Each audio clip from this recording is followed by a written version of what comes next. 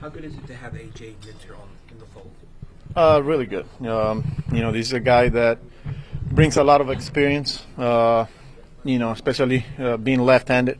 Bunch of playoff experience, high leverage guy, can get lefties and righties out, so he's huge for our bullpen. Carlos, you sang the praises of Pete, his ability to play every single day. Have you thought about what life without a first baseman that goes out there every single day has meant, and what are your thoughts about that? Yeah, I haven't think much about that, to be honest with you. Look, he's a guy that posts every day. He plays 162, and as a manager, that's a good feeling to have when you know you can count on a player that, regardless of how he's feeling on any particular day, he's gonna go out there and give you his best. So we'll see what happens.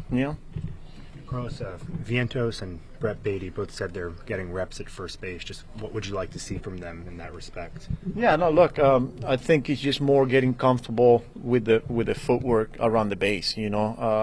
When he talks about fielding a ground ball and all that, that's not an issue. I think here is for them to kind of get used to the footwork and getting familiar with how to play the position and receive throws.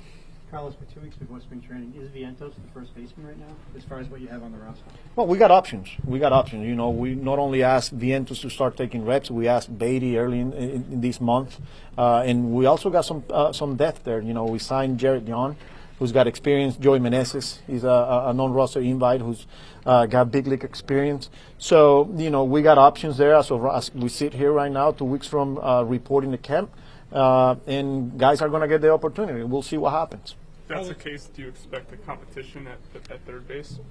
Yeah, there's always competition, but again, we like what we got, on our roster right now, and we keep saying it. Our young players are going to get opportunities, and we're looking at this position where, we got a Ronnie Mauricio, Brett Beatty, Vientos will continue to get reps at third base. Luis Angel Acuna, we also told him to get reps at third base. We know he plays short, he plays center, he played second base last year, but he's now taking ground balls at third base. So, and then there's going to be some guys that are going to be coming to camp competing for a job. So, yeah. Carlos, this day is always an exciting day, but with the run you guys had last year, the pieces you had in the offseason, does today's fan energy feel special? Does today feel special more than in the past? Yeah, it's a great day. It's a great day. Not only you are around the players you haven't seen in a couple months, but just seeing the excitement from our fans, and just the interactions and how appreciative they are from because of what happened last year. But last year is last year. Yeah, we had a good run, but we didn't get what we wanted to get. So our goal now, 2025, is to put ourselves in a position where we could win a championship.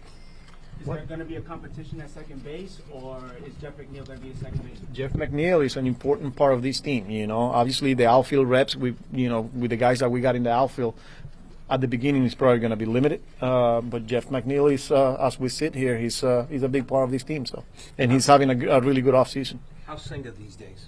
He's doing well. He's in Japan. Our pitching coach, Jerry Hefner, made a visit this past week to Japan and spent some time with him, and the reports that we're getting are positive. Our trainers went down there in December and visited him, and excited, and he's in a good spot right now. Sir is the type of guy that can give you elite defense, some power numbers. His average is a little low. What do you see his role as possibly going forward this season? Yeah, he's going to make a big impact on our team. He's going to play. He's going to play. Like you mentioned, he's an elite defender. He's got power. He can run the bases. And we're going to try and help him with some of the things that he needs to work on his swing, But I'm excited to watch him play. And, yeah, he'll play an important role for us. What are some of the reports you've heard on Clay Holmes? Hold on.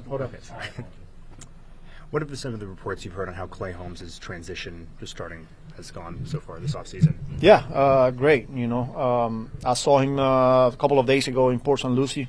He already reported there, middle of this month. He's throwing bullpens. He's playing with different pitches, whether it's the four seam, the changeup. We know how nasty the sinker and the slider is. But as a starter, and to be able to make that transition, obviously he understands that he needs that extra pitch, and he's working on it. And the feedback is really good. He's in a good spot right now, and I'm excited for that. You mentioned Mauricio earlier. Just how is he doing health-wise? Good. He continues to progress. He's going through his running progression. We're going to take it slow with him. We're going to take it slow. This is a guy that missed the whole year last year and had some setbacks. But we like where he's at physically right now. He's doing baseball activities. He's hitting in the cages. He's taking ground balls. He's throwing. And like I said, that running progression continues to get better. But we'll take our time with him at the beginning of camp. Carlos, how's Daniel Nunez been this offseason? Good. Knock on wood, healthy. Through some bullpens, through live VP down in the academy in the Dominican Republic. Then he just got done through kind of like a D-Lo program, but it was just like catch. Now we're going to start building him up again.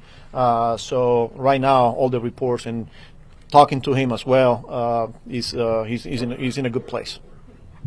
What's it like for you? Just obviously last year you were kind of familiarizing yourself with the roster as a whole.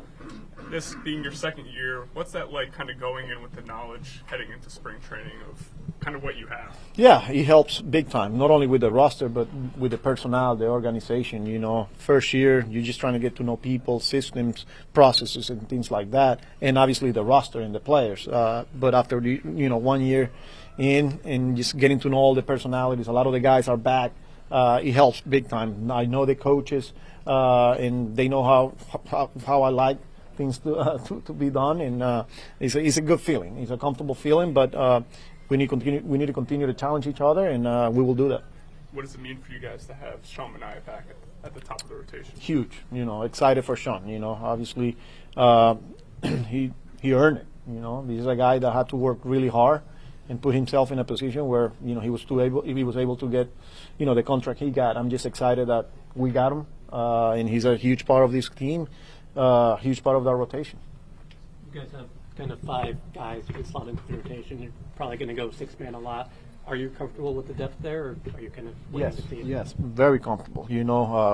David keeps saying it. I keep saying it. You're going to need a lot of arms to get to 162 plus, and we like, not only the top of our rotation, but we like our depth. You added a Griffin Canning, you got Paul Blackburn, who's recovering from his injury, and then the arms that we got in the minor league. So it's an exciting group, and they are all going to contribute to this team. Who's the most intriguing arm out of the bullpen for you going into spring training? Oof, that's a good question, because got some options there, but I would say all of them.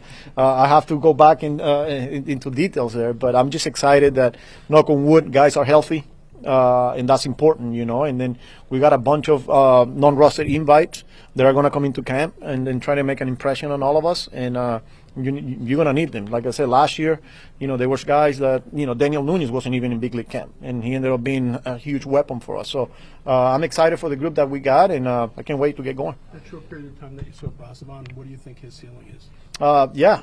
Great arm. He's a really good arm with a plus changeup.